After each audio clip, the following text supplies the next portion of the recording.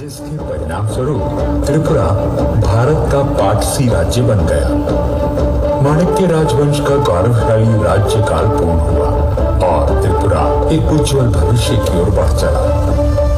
आज त्रिपुरा भारत का बेशक तीसरा सबसे छोटा राज्य है। इतिहास है, उत्कृष्ट कला है, विस्तृत ज्ञान है और संजोई हुई धरोहर है भारत की संस्कृति की। उज्जयंत त्रिपुरा की युग युगांतर तक जय हो।